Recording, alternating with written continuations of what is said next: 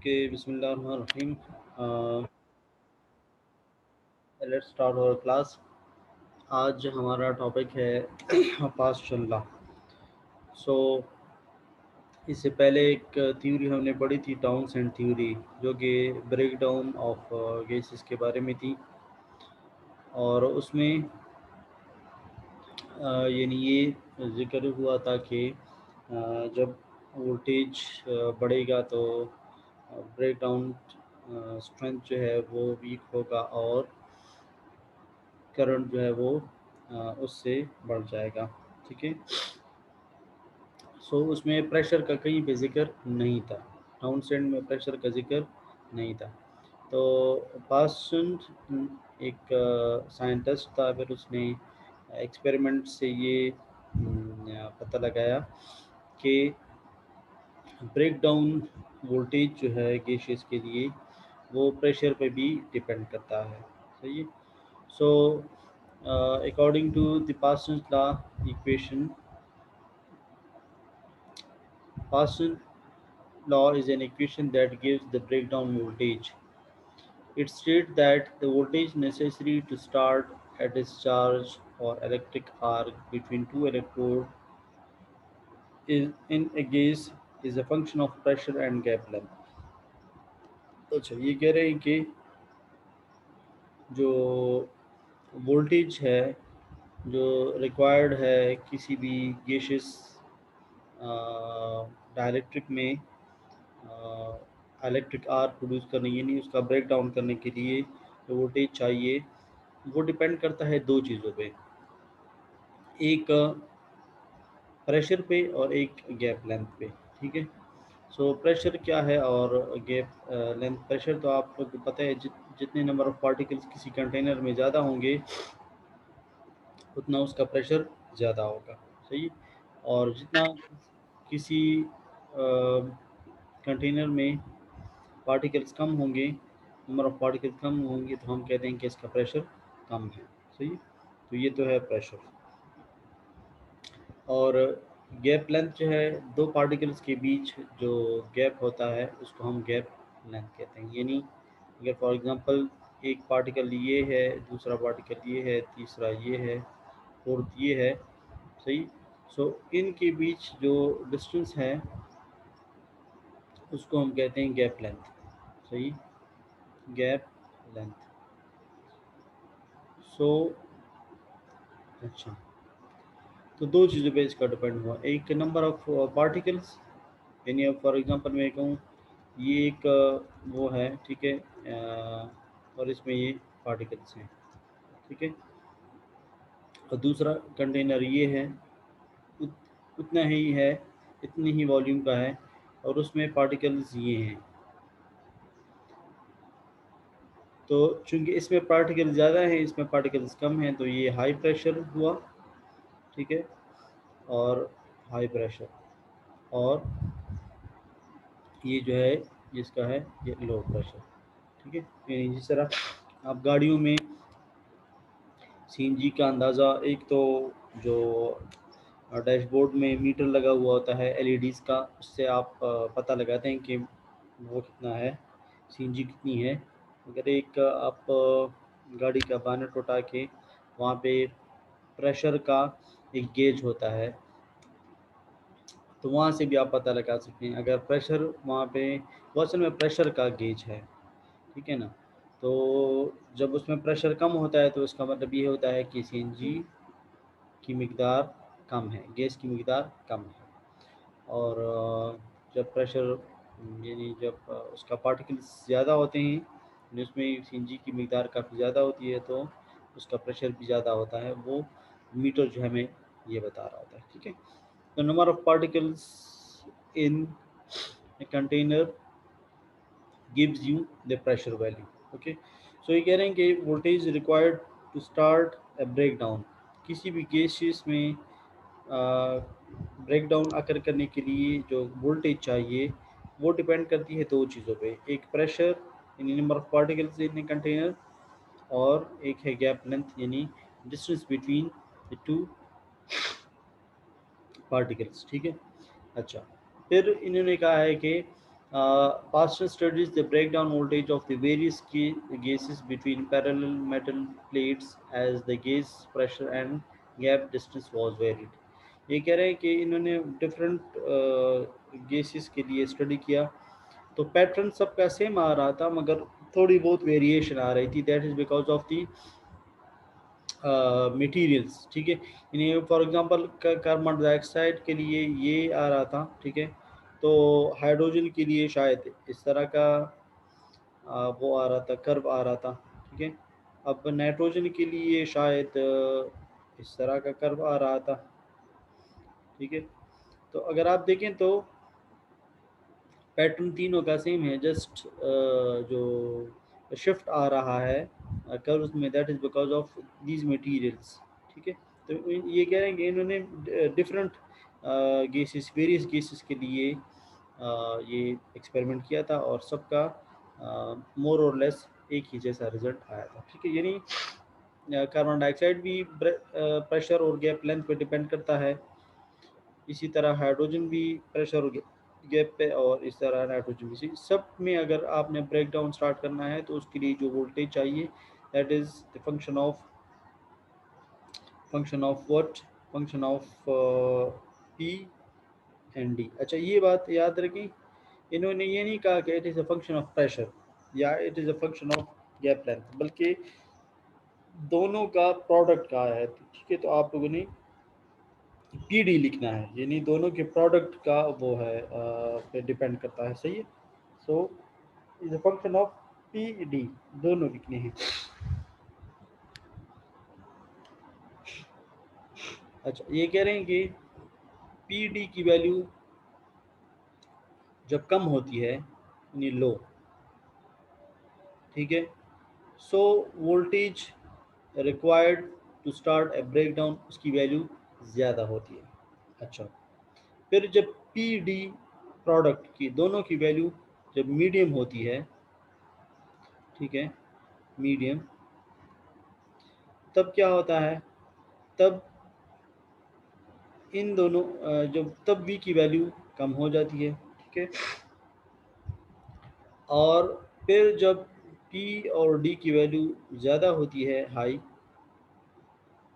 ठीक है, तो फिर जो है v की वैल्यू फिर बढ़ जाती है। ठीक है ना, फिर हाई होती है, यानी पी डी की वैल्यू अगर लो हो या हाई हो, दोनों केसेस में v की वैल्यू ज़्यादा होती है, और जब मीडियम हो तब v की वैल्यू कम होती है।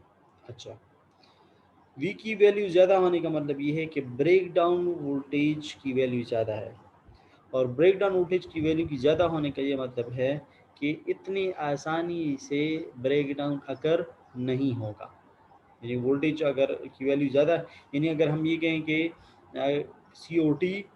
CO2 कार्बन डाइऑक्साइड का ब्रेक डाउन वोल्टेज जो है वो 10 किलो वोल्ट है,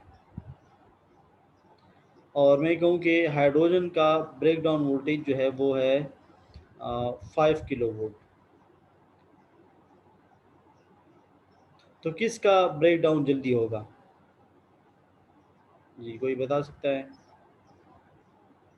5 का जल्दी होगा या 10 का जल्दी होगा?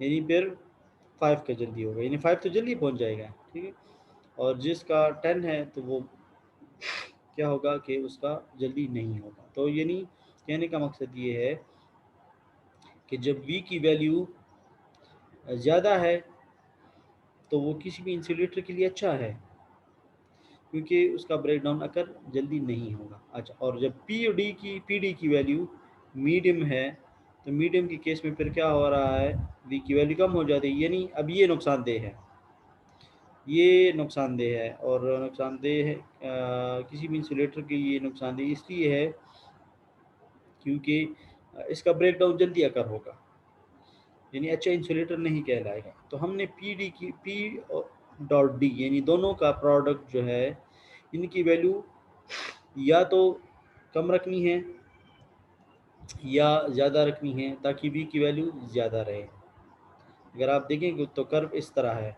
यानी यहाँ पे भी v की वैल्यू ज़्यादा है और यहाँ पे भी v पी डी की वैल्यू के लिए v की वैल्यू ज़्यादा है और यहाँ पे कम है, देखिए मीडियम में। तो हमने तो या पी डी की वैल्यू कम रखनी है या बहुत ज़्यादा रखनी है, दरमियान में नहीं रखनी, ठीक है। तो अच्छा, अब पी डी की वैल्यू जब कम है तो ब्रेकडाउन वोल्टेज क्यों कम है, या पी डी की वैल्यू बहुत ज़्यादा है तो ब्रेकडाउन वोल्टेज की वैल्यू क्यों ज़्यादा है, ठीक है। तो और इस केस में क्यों कम है, तो इसके लिए इन्होंने एक यानी एक्सपेरिमेंट सा किया है जिससे आप लोगों को और भी आसानी से पता लग जाएगा कि ये असल में किस्सा किस तरह है, ठीक है। अच्छा, ये वो देखिए, ये यूं से इन्होंने किया, ये बी भी आप कह सकते हैं, यू भी कह सकते हैं, ठीक है। ये ब्रेकडाउन वोल्टेज है। तो 10⁻²⁴ का मतलब है 1000, सॉरी 100, ठीक है।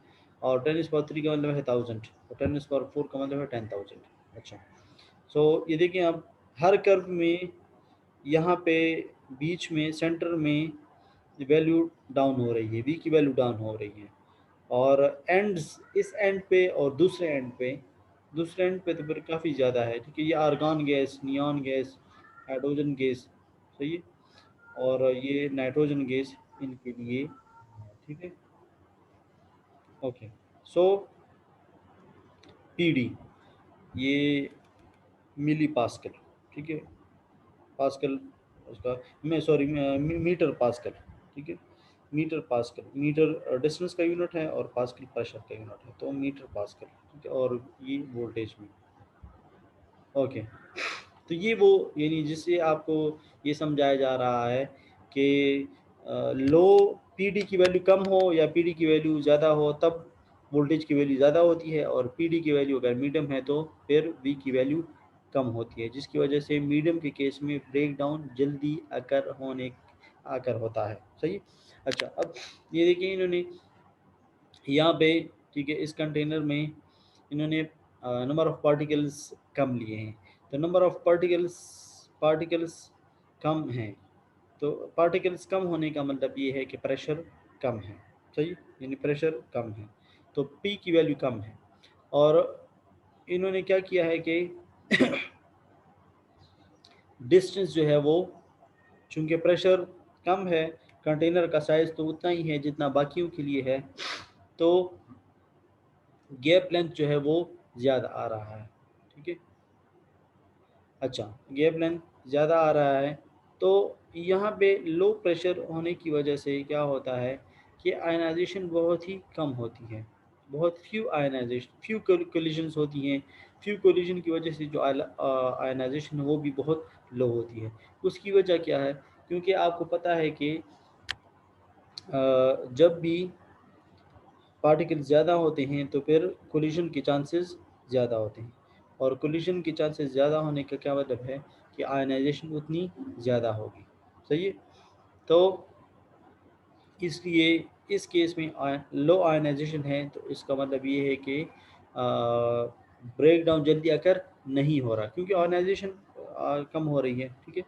अच्छा, इस केस में देखिए, अब यहाँ पे तो प्रेशर कम था ना, मगर यहाँ पे प्रेशर उन्होंने बहुत ही ज़्यादा ले लिया है, ठीक है। तो देखिए पार्टिकल्स बहुत ही ज़्यादा हैं। अब आपके ज़हन में होगा कि जब यहाँ पे तो चलो आयनाइजेशन इसलिए कम थी क्योंकि नंबर ऑफ पार्टिकल्स कम थे, तो नंबर ऑफ कोलिजन यानी चांसेस कम थे, ठीक है ना। अब तो यहाँ पे पार्टिकल्स काफ़ी ज़्यादा हैं, अब कोलिजन काफ़ी ज़्यादा होनी चाहिए, नहीं, मगर यहाँ पे भी लो आयनाइजेशन हो रही है, यानी पार्टिकल्स आयनाइज नहीं हो रहे। उसकी वजह क्या है कि इनके बीच जो डिस्टेंस है वो बहुत ही कम है, तो इनको इनफ काइनेटिक एनर्जी नहीं मिल रही, इनको इनफ काइनेटिक होगी, सही है। अच्छा, यहाँ पे मेरे ख्याल में,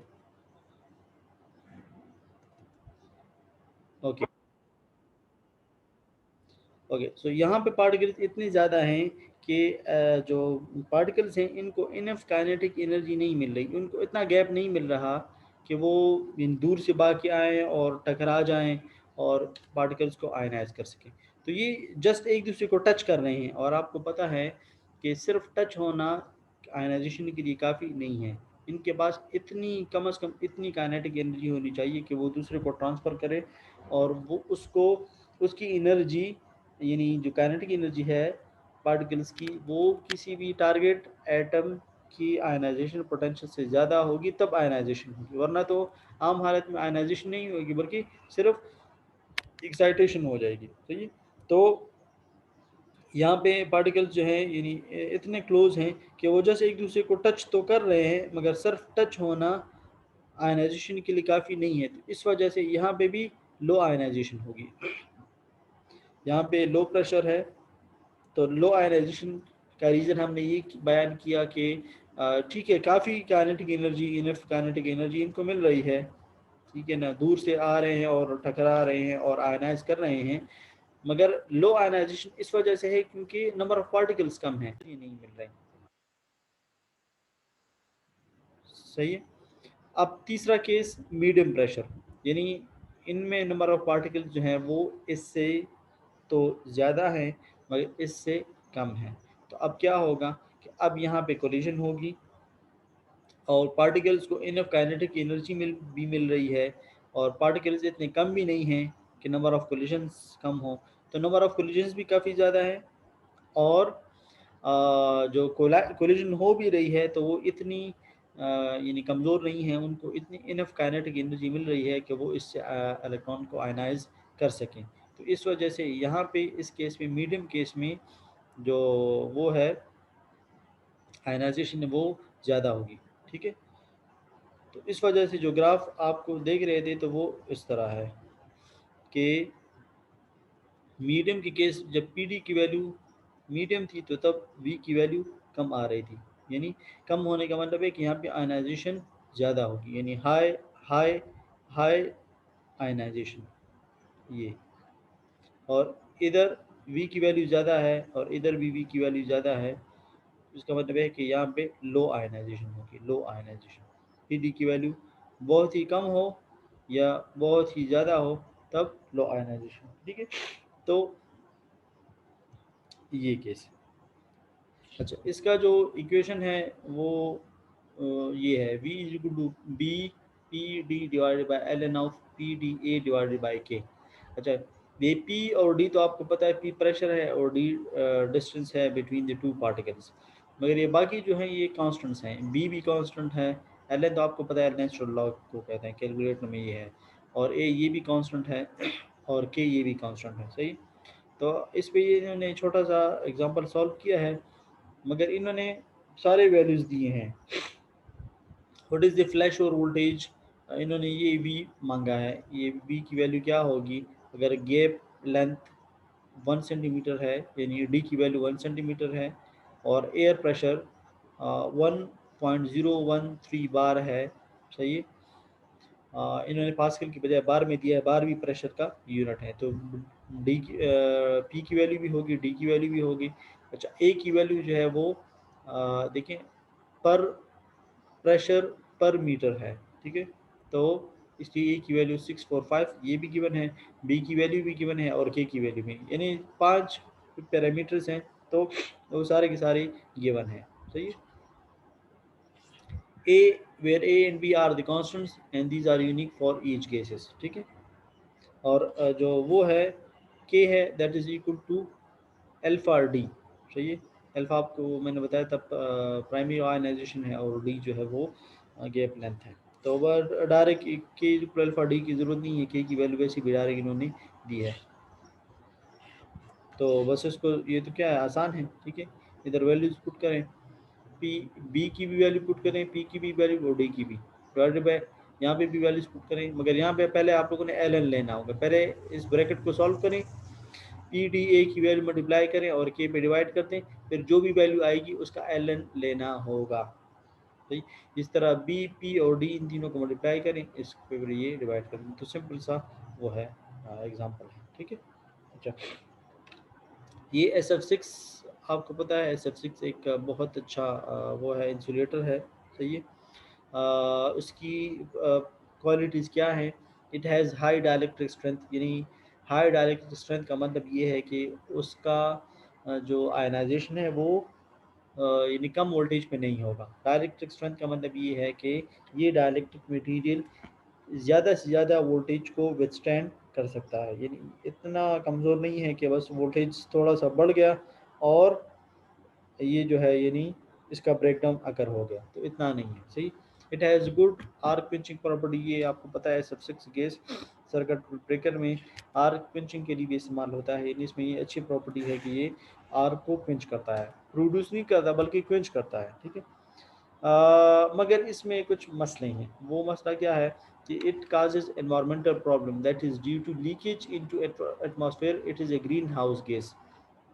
आपको पता है कुछ गैसेस इस तरह हैं जो कि ओजोन लेयर को डैमेज कर रही हैं, और उन उन गैसेस को हम ग्रीन हाउस गैसेस कहते हैं, GHG, ठीक है। इनमें आपको पता है वो गैसेस शामिल हैं जो कि इंडस्ट्रीज से अमूमन इमिट होती हैं, यानी इसको NO2 है, मैंने पहले भी शायद नाम बताया था, NO2, NO3, ठीक है, CO2, carbon monoxide, carbon dioxide, sulphur dioxide, sulphur trioxide, ये गैसेस जो हैं ये इंडस्ट्रीज से निकलती हैं, और ये इनको हम ग्रीन हाउस गैसेस कहते हैं, और ये ओजोन लेयर को डैमेज करती हैं, और जिसकी वजह से जो रेडिएशंस हैं सन की वो फिल्टर नहीं होते और डायरेक्टली यानी ज़मीन पे पड़ती हैं, जिसकी वजह से स्किन कैंसर भी काज होता है, पौधों में भी बहुत और जानवरों में को भी नुकसान पहुंचता है, गर्मी भी काज करता है, ठीक है। तो यानी यूवी रेडिएशंस जो हैं वो फ़िल्टर आउट नहीं होती और वो डायरेक्टली ज़मीन तक पहुंचती हैं, इस तरह और भी बाकी रेडिएशंस हैं, ठीक है। तो इसलिए SF6 भी इनमें एक गैस है, SF6 भी ग्रीन हाउस गैस है जो कि एनवायरमेंटल फ्रेंडली नहीं है, सिंपल इज़ दैट। और एनवायरमेंटल फ्रेंडली नहीं है तो अब क्या करें, क्योंकि ये एक बहुत अच्छा इंसुलेटर है, हाई डाइलेक्ट्रिक स्ट्रेंथ का इंसुलेटर है, आर्क पिंचिंग भी करता है, ठीक है। मगर इसमें अब ये प्रॉब्लम आ गई है, अब ग्रीन हाउस गैस के होने की वजह से हम इसको यूज़ भी नहीं कर सकते, और डाइलेक्ट्रिक स्ट्रेंथ और हाई गुड आर्क्वेजिक प्रॉपर्टी की वजह से इनको छोड़ भी नहीं सकते। इसका छोड़ना इसका मतलब है कि हाई डाइलेक्ट्रिक स्ट्रेंथ की गैस को आप का लॉस कर रहे हैं, और इसका इस्तेमाल करना भी अच्छा नहीं है। तो हमने इसके लिए हल ये निकाला कि हम इसको मुख्तलिफ़ गैसेस के साथ इसका मिक्सचर कर लेंगे, और मिक्सचर से ये होगा कि ये यानी इसको इतना दूसरे गैसेस के साथ मिक्स करना है कि इसकी डाइलेक्ट्रिक स्ट्रेंथ तो ज़ाहिर बात है कम तो होगी, मगर इतनी कम ना हो कि बिल्कुल बेकार ही चला जाए। और ये जो है इसकी ग्रीन हाउस गैसेस यानी जो एनवायरनमेंट को पॉल्यूट करता है या एनवायरमेंटल प्रॉब्लम्स काज करता है, वो भी काज ना करे, यानी एनवायरनमेंट का इशू भी सॉल्व हो जाए, इतना नुकसानदेह ना रहे, और डाइलेक्ट्रिक स्ट्रेंथ भी क्या हो कि वो इतना कम ना हो। तो रिसर्चर्स ने मुख्तलिफ रेशोज़ के साथ इसको, ये देखें ये मुख्तलिफ रेशोज़ हैं, 100% SF6 है, उसकी डाइलेक्ट्रिक स्ट्रेंथ 89 है, अगर 1% SF6 हो, 99% नाइट्रोजन हो, तो फिर ये है, 10% ये हो, 90% नाइट्रोजन हो, तो फिर डाइलेक्ट्रिक स्ट्रेंथ ये बन जाती है। तो सबसे अच्छी डाइलेक्ट्रिक स्ट्रेंथ प्योर SF6 की है, देखिए प्योर SF6 की है, एंड 89 kV पर सेंटीमीटर, ठीक है। तो मगर ये है कि इसमें एनवायरमेंटल इश्यूज बहुत ही ज़्यादा हैं। तो अच्छा, नाइट्रोजन के साथ भी मुख्तलिफ रेशोज़ दिए हैं, कार्बन डाइऑक्साइड के साथ भी मुख्तलिफ रेशोज़ दिए हैं, और एयर के साथ मुख्तलिफ रेशो लिया है, और ये वाला साइड सारा SF6 का है, ठीक है। तो रिसर्चर्स ने कहा है कि अच्छा कम्बिनेशन जो है जो एनवायरनमेंट को नुकसान नहीं पहुंचाता, वो ये है, the researchers suggested that 40% SF6 and 60% of the nitrogen mixture have all the dielectric characteristics। इसमें डायलेक्ट्रिक characteristics भी काफ़ी अच्छी मौजूद हैं, और एनवायरनमेंट का इशू भी इस कम्बिनेशन से सॉल्व हो जाता है, ठीक है। तो 40% SF6 और 60% नाइट्रोजन, ये वाला ये ठीक है ना, 4% 40% ये लेने हैं, 60% ये लेने, तो ये तो यानी ठीक है 89 से 675 तक रिड्यूस तो हो गया है, मगर ये है कि क्या है कि बिल्कुल यानी इन्वायरमेंटल इश्यूज भी इसमें सॉल्व हो गई हैं और इतना कम नहीं हुआ। ठीक है। अच्छा, अब breakdown in electronegative cases क्या है। अच्छा, इलेक्ट्रोनेगेटिव गैसेस पहले हम पढ़ते हैं कि ये क्या है और ये यानी अच्छे होते हैं या बुरे होते हैं, तो इन ये फ़ायदेमंद हैं या नुकसानदेह हैं, इसको भी हम पढ़ते हैं। ठीक है। इलेक्ट्रोनेगेटिव गैसेस तमाम उन गैसेस को कहते हैं जिनमें इलेक्ट्रॉन की एफिनिटी ज़्यादा होती है। अच्छा, अब ये इलेक्ट्रॉन एफिनिटी क्या चीज़ है। इलेक्ट्रॉन एफिनिटी जो है यानी इसको कहते हैं कि वो इलेक्ट्रॉन्स को कैच करे, उसको एब्जॉर्ब करे, यानी जब भी इलेक्ट्रॉन उसके रास्ते में आए तो वो उसको खा जाए, ठीक है ना, या उसको एब्जॉर्ब कर ले। तो इससे तो ये होगा कि पहले वो न्यूट्रल होगा, मगर जैसे ही इलेक्ट्रॉन उसको यानी उसके साथ मिलेगा, रास्ते में आएगा, तो वो उसको एब्जॉर्ब करने के बाद उस पर नेगेटिव आ जाएगा। तो ये इस वजह से इस पे इस नेगेटिव आयन होने की वजह से भी इसको इलेक्ट्रोनेगेटिव गैस हम कहते हैं। यानी इसकी इलेक्ट्रोनेगेटिव गैसेस तो बहुत है, मगर इनमें जो सबसे कॉमन एग्जांपल है वो SF6 गैस की है। SF6 गैस यानी सल्फर हेक्साफ्लोराइड गैस जो है, ये इलेक्ट्रोनेगेटिव गैस है। इसमें इलेक्ट्रॉन की एफिनिटी ज़्यादा है, यानी इलेक्ट्रॉन को एब्जॉर्ब करने की प्रॉपर्टी ज़्यादा है। वो क्या है, ये देखिए SF6 है और ये इलेक्ट्रॉन है। इलेक्ट्रॉन जब इसके साथ यानी गुजरेगा या इसको हिट करेगा तो ये इसको खा जाएगा और इस पे ये देखिए नेगेटिव आयन आ जाएगा। देखिए ये negative, this negative ion is because of this electron. ठीक है ना। अच्छा, अब क्या होगा कि अब ये जो इसने इलेक्ट्रॉन को एब्जॉर्ब किया, ये इलेक्ट्रोनेगेटिव गैस बन गया, तो क्या ये फ़ायदेमंद है या नुकसानदेह है। इसका यानी यानी इसकी जो डाइलेक्ट्रिक स्ट्रेंथ है उस पर क्या असर पड़ेगा। तो ये देखिए ये नुकसानदेह है, उसकी वजह क्या है। ठीक है, उसकी वजह ये है कि आपको पता है कि जब हमने टाउनसेंड थ्योरी भी पढ़ी थी, ठीक है, उससे पहले भी हम आयनाइजेशन को काफ़ी एक्सप्लेन कर चुके थे। देखिए ये वो कंटेनर था, ठीक है, और यहाँ पे गैस पार्टिकल्स हैं, ठीक है, ये न्यूट्रल एटम्स हैं, ठीक है। अब क्या है कि यानी इसमें कुछ पार्टिकल्स जो हैं वो आयनाइज हो गए, उनसे इलेक्ट्रॉन रिलीज हुआ, ठीक है ना, because of the pressure of this voltage stress की वजह से कुछ इलेक्ट्रॉन्स प्रोड्यूस हुए। अच्छा, अब ये इलेक्ट्रॉन इनकी वजह से ये स्पीड पकड़ेंगे, ठीक है ना, और ये इस तरफ मूव होंगे। ठीक है, ये इलेक्ट्रॉन जब रास्ते में किसी भी, अच्छा, जब ये स्पीड पकड़ेंगे इस वोल्टेज की वजह से, तो इनकी काफ़ी अच्छी काइनेटिक एनर्जी होगी। ये काइनेटिक इस काइनेटिक एनर्जी के साथ अगर बहुत ज़्यादा काइनेटिक एनर्जी है, ये किसी भी न्यूट्रल एटम को हिट करेंगे, तो हिट करने के बाद इससे इलेक्ट्रॉन को क्या कर लेंगे, एमिट कर लेंगे, उस नॉकआउट कर लेंगे, उससे निकाल लेंगे। यानी इसकी आयनाइजेशन कर लेंगे। अच्छा भला न्यूट्रल एटम था जो कि इंसुलेटर का काम दे रहा था, मगर अब ये जब ये किसी कोई भी गैस आयनाइज्ड हो जाए तो अब वो इंसुलेटर नहीं पाता, क्योंकि वो प्लाज्मा बन जाता है। और प्लाज्मा के बारे में हमने पढ़ा था कि प्लाज्मा जो है वो कंडक्टिव होता है, वो इंसुलेटिव नहीं होता। ठीक है ना, उसमें कंडक्टिव प्रॉपर्टीज होती हैं। तो जूं जूं ये अब, अच्छा, अब ये पहले तो था ये इलेक्ट्रॉन, इस यहाँ से भी इलेक्ट्रॉन को नॉकआउट किया, अब ये भी जो है ये भी स्पीड पकड़ेगा, ठीक है ना, और ये रास्ते में आने वाले हर टारगेट एटम को टकराएगा। अगर इसकी काइनेटिक एनर्जी इतनी हुई कि वो इस टारगेट एटम की आयनाइजेशन पोटेंशियल से ज़्यादा हुई, ठीक है ना, ये भी शर्त है इसमें, सिर्फ टकराने से या सिर्फ टच करने से आयनाइजेशन काज नहीं होगी। तो अगर इसकी काइनेटिक एनर्जी किसी भी टारगेट एटम के आयनाइजेशन पोटेंशियल से ज़्यादा है तो वो यहाँ से भी इलेक्ट्रॉन को वो कर लेगा। तो होते होते काफ़ी ज़्यादा इलेक्ट्रॉन्स प्रोड्यूस हो जाएंगे, ठीक है। और ये जो है यानी जो पूरा गैस है, ठीक है ना, तो पहले इसका पार्शियल ब्रेक डाउन होगा, यानी हाफ हाफ इंसुलेटर होगा और हाफ इंसुलेटर नहीं होगा, वो कंडक्टिव बन जाएगा।